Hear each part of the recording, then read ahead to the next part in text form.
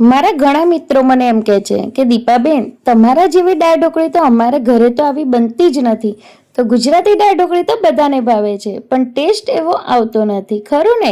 તો ચલો આજે મારી સાથે મારી રેસીપી શીખો અને આ રીતે દાળ ઢોકળી તમે ઘરે બનાવો. તો એના માટે આપણે તુવેરની દાળ લેવાની છે. એ તુવેરની દાળને 4 થી 5 વખત ધોઈ લેવાની છે. તો મેં ધોઈને તૈયાર કરી લીધી છે. અને સમય હોય તો તમે 1 કલાક માટે પલાળી પણ શકો છો. હવે એ આપણે દાળ છે એ બધી જ કુકરમાં લઈ લેવાની છે. તો જો અહીંયા મેં છે ને ધોઈને લીધી છે, મેં પલાળી રાખી નથી અત્યારે. હવે આપણે એની અંદર હિંગ નાખીશું, પછી તેની અંદર આપણે હળદર નાખીશું અને થોડુંક સ્વાદ પ્રમાણે મીઠું નાખીશું. હવે આની અંદર 2 થી 2.5 ગ્લાસ જેટલું પાણી નાખી દેવાનું છે. તો પાણી નાખી દેવાનું આપણે માપીને, અને પછી સરસ એવું મિક્સ કરીને આપણે ઢાંકણ ઢાંકીને એને 3 વિસલ વગાડવાની છે. તો દરેકના કુકર અલગ અલગ હોય છે. તો ઘણાને 1 સીટીમાં પણ દાળ બફાઈ જતી હોય છે. તો મારા આંગણવાડીમાં જે કુકર છે ને એને 1 જ સીટીની જરૂર પડે છે. હવે સમય બચાવવા માટે આપણે સિંગને બાફવાની છે.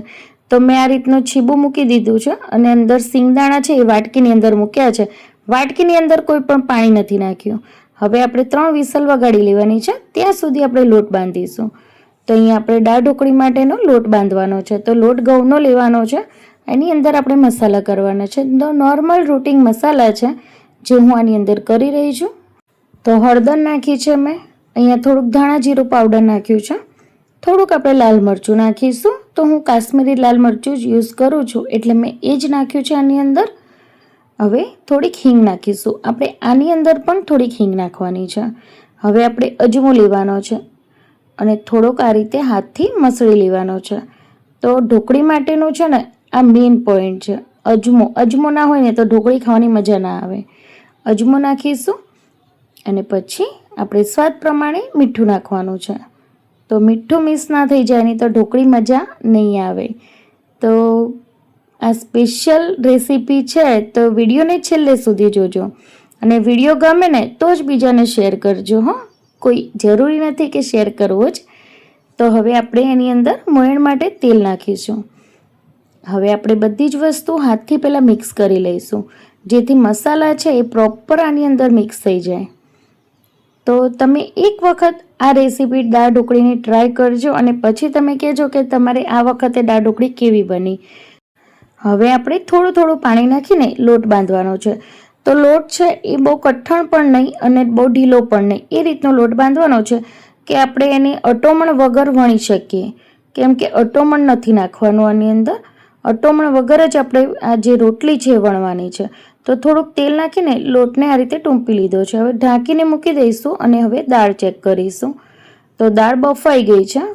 તો આપણે કુકર ખોલી લેવાનું છે. હવે તમે જુઓ કે જે પાણી છે એ સિંગની અંદર આવી ગયું છે, દેખાય છે ને?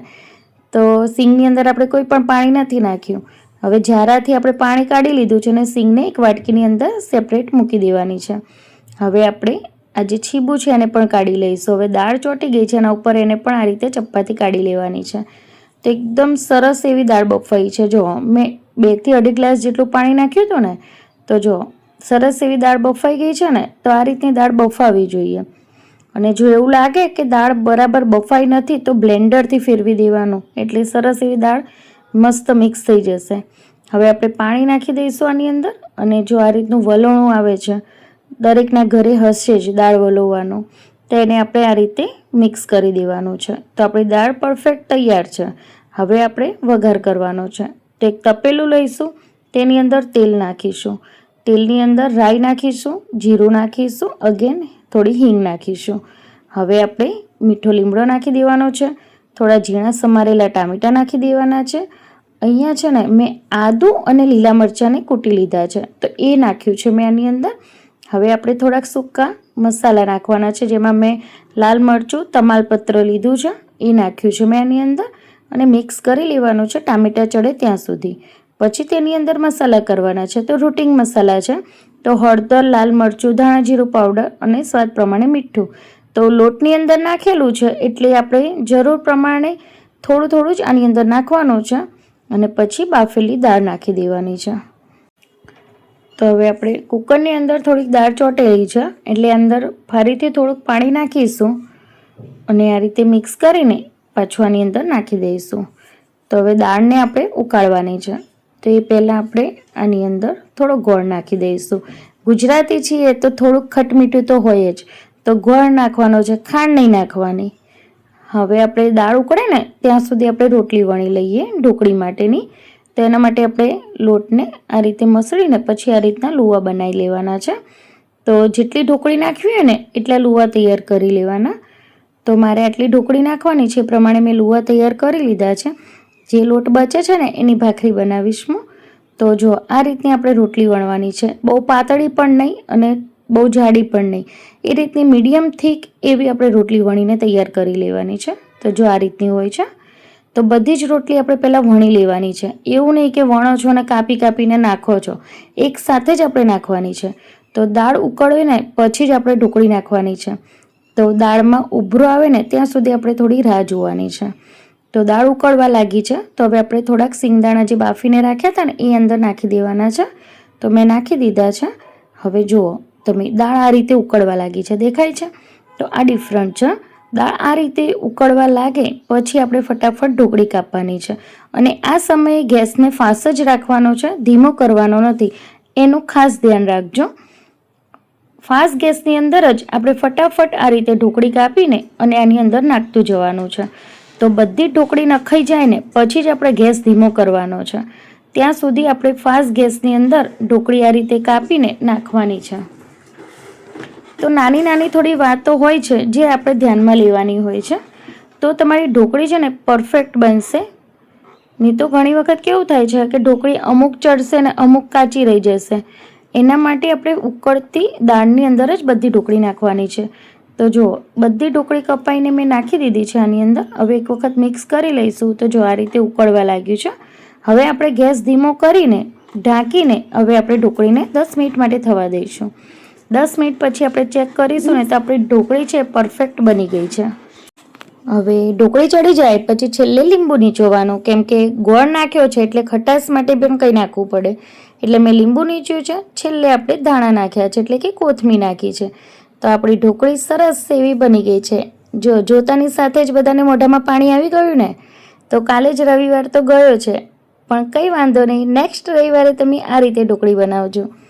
ચલો હવે આપણે સર્વિંગ પ્લેટમાં સર્વ કરી લઈશું. તો ગરમા ગરમ ઢોકળીને આપણે ભાત સાથે સર્વ કરવાની. તમે ભાત ના ખાતા હોય તો એકલી ઢોકળી પણ સર્વ કરી શકો છો. આની સાથે ડુંગળી ગાજો તો વધારે ટેસ્ટી લાગશે. તો રેસીપી કેવી લાગી ને એ મને કોમેન્ટમાં જરૂરથી જણાવજો. અને હા, મારા જે બીજા ભાઈ બહેનો છે જે અધર કન્ટ્રીના છે એ લોકો માટેની સ્પેશિયલ રેસીપી છે, કેમ કે એમને ગુજરાતી ખાવાનું બહુ જ ગમતું હોય છે પણ ઘરે બનાવવા જાય ને તો બનતું નથી. તો ઘણા મેસેજ મને આવ્યા હતા, એના ઉપરથી જ મેં આ રેસીપી બનાવી છે. તો જરૂરથી આ રીતે બનાવશો ને તો તમને ગુજરાતી ટચની જ ગુજરાતી સ્પેશિયલ ઢોકળી બનીને તૈયાર થઈ જશે અને તમે ઘરે બનાવીને એન્જોય કરી શકો છો. તો વિડીયો ગમ્યો હોય તો પ્લીઝ લાઇક કરતા જજો અને વધારેમાં વધારે વિડીયો શેર કરજો. તો ચલો હું તમને ચાખીને પણ બતાવીશ. તો વિડીયોને છેલ્લે સુધી જોજો. હજુ આપણે વિડીયો અધૂરો છે તો છેલ્લે મને મળીને જજો. હા, તો લો ફ્રેન્ડ્સ, તમે ખાઈ લો દાળ ઢોકળી. તો હું ટેસ્ટ કરીને કહું હવે. સરસ દાળ ઢોકળી બને છે, ખટ્ટી મીઠી. તો રેસીપી છે ને જરૂરથી ટ્રાય કરજો અને વિડીયો છે વધારેમાં વધારે શેર કરજો. તો ચલો મળીશું નેક્સ્ટ વિડીયોની અંદર. જય શ્રી કૃષ્ણ, આવજો.